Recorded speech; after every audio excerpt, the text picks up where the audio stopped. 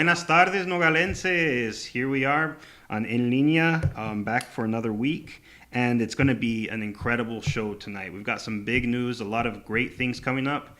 But before we get started, I want you to do me a favor. Go to the bottom, hit like, and then hit share. You don't have to like it. You can push the heart, you can put the laugh, you can do the or the anger, whatever. Whichever emotion you feel. I don't care. But share it.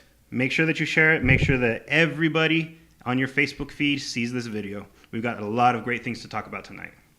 The first of which is I am officially announcing my new book. I mean, I've talked about it for a long time, but this is the official announcement, and I will be revealing the cover. I mean, we have the cover right now. Edgardo's going to pop it up for you guys. That is the cover for my new book. You are the first people to see it. Besides myself, you should feel honored. It's a big deal. When you reveal the cover of your book, it's always a really big deal. And I'm really excited about this one. The photo, the tree that you see on the cover is by Carl Strachey. He's a photographer out of the UK who worked with me on the last Unlucky 7 book. He also took the picture of that one. And I will be releasing the first Unlucky 7 book again with a photo of his. Over the next 12 months. So I've got a lot of good things that are coming on. Another big thing about this book is it is the first book that that's being published under my publishing company, London Bridge Publishing Services. I won't be the only author under this. I have other authors that I'm working with to get published under my publishing company, but it doesn't just have my name on the author on it. It has my name as publisher. It's all of me, and I put a lot of work into it. It's my soul into it. It was exhausting, to say the least. In fact, over the last 3 days, I completely cut off communication with the outside world. The only reason I left my house was to go pick up my son, just so I could finalize the printing and everything for this. And it will be out next week, Next week, October 12th. You can actually already pre-order the ebook, the Kindle book, on Amazon.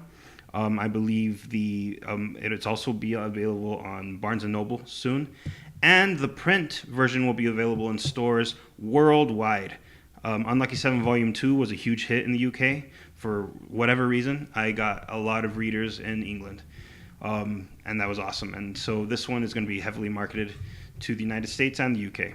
And Canada, because I've got a lot of readers there too.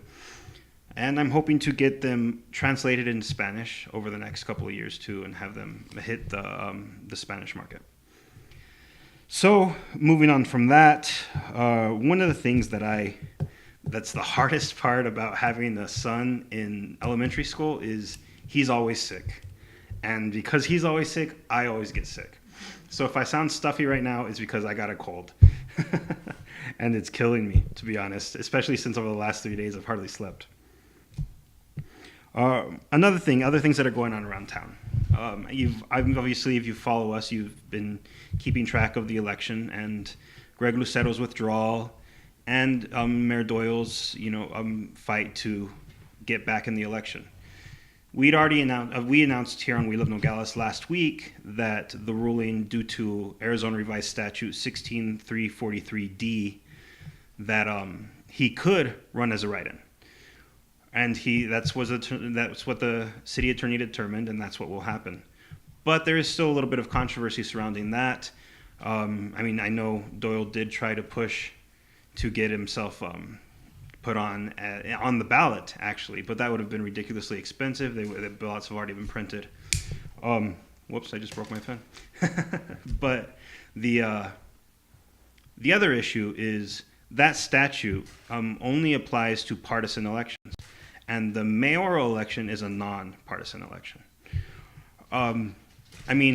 There's no real precedent for this. There are other differences. So this ruling is the precedent. If this happens in other cities in Arizona, this will be the precedent for that. What happens here in Nogales, this election, will be the precedent for this sort of situation from here on out. So I think it's important. Whatever the decision is that it's the right decision, because it reflects on us, and it will reflect on us for a long time coming. I actually just got here from an event at the food bank. If you know about the Nogales Community Food Bank, they do a lot of good, and they work with the produce industry. providing food for the community. And today they did an event where really they were just thanking the community and all the people that they work with. And we've got some pictures from that. Actually, Santos, you know Santos from We Love Nogales. We Love with Santos Yescas. He was there, and both of us got some really good interviews with the director there, with the CEO, and we'll be sharing those over the next couple of days. And it was really exciting. I really enjoyed it. One last thing before we go to a break, and we start our interview with the wonderful Rosie Cornelius, is next Sunday, October 14th, will be the October Ciclovia event. As you know, it's the event that Cero Estres puts on with some other organizations downtown in Caron Park. And it will be the very first book signing for my new book, which I just announced. And so I'm excited to be there. I hope to see you there, and I hope you bring your money because I'm going to sell copies. So we're going to take a quick break, and then we'll be right back with Rosie. And we're going to discuss the convention, the award that she's been, the incredible award, and well-deserved, that she's earned for the upcoming convention. We'll talk about Boys and Girls Club. We'll talk about strong women in produce. There's a lot for us to talk about. It's going to be a great show. So just stick around after the break. We'll be back in just a couple of minutes. And don't forget, like, share, just let everybody know what's going on. Thank you.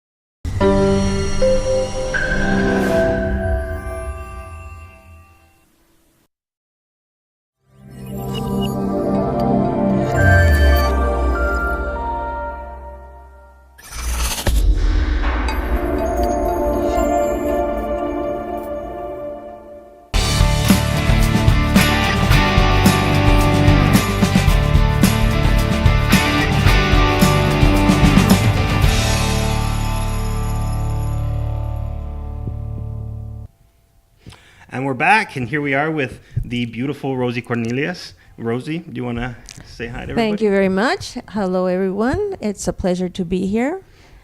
Now, Rosie, it was actually a few weeks ago that I met you for the first time officially.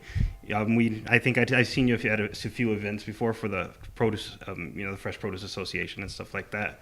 But we'd officially met for the first time a few weeks ago when I did that profile on you. That is true. Yeah, and it was a pleasure. It was a pleasure. It was incredible. I loved meeting you. I loved talking to you about your history of produce, your history with the community, and everything that you do. So let's start with the Pillar Award, which, if you don't know what the Pillar Award is, it's an award that the Fresh Produce Association gives out every year at their annual convention. and they give it to somebody who goes above and beyond for the industry, who really exemplifies community, hard work. I mean, just everything that the association considers itself to represent. And I think that you're a perfect example of that.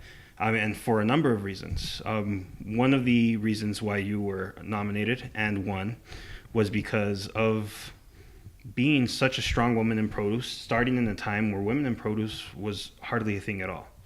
And then you went into sales and took that by storm. And then the other reason was all of your involvement in the conventions over the years. Let's start off with being a woman. I mean, let's just tell your story, you know? Well, let's see. I'll start off by saying that I was very fortunate to be at the right place at the right time. I graduated in 1965. I got an interview with the buyer for A&P, which is an Eastern chain, by my brother, who used to sell the paper to Mr. Webb, who was the actual buyer. So I interviewed, and it was an office clerk, and they used to send me to California every year to work over there. And so I got to know a little bit as far as product from California and, of course, from here. I used to make a daily report as far as what the markets were. And so I got familiar with the markets and different commodities. The company, I worked for them for 5 years, and the company wanted to transfer me to Phoenix. So I was living at home, had no expenses. They were going to not give me a raise. So I got an offer from GAC Produce, which was a company that was very well known. I'm very proud of the company and the time that I spent with them.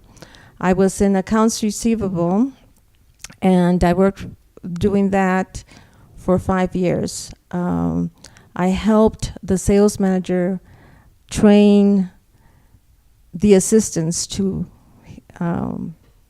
his office as far as sales.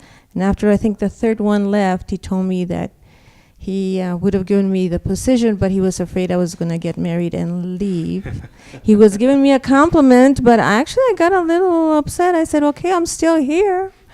So when that person didn't work out, I got the opportunity. And so I have been fortunate to have very, very good mentors. Alberto Maldonado was a sales manager then. He wasn't sure whether he didn't really want to let me go, and they weren't sure whether it was going to work out because there weren't very many women in the sales position before. So I worked in both things, 6 o'clock in the morning in sales, 1 o'clock in the afternoon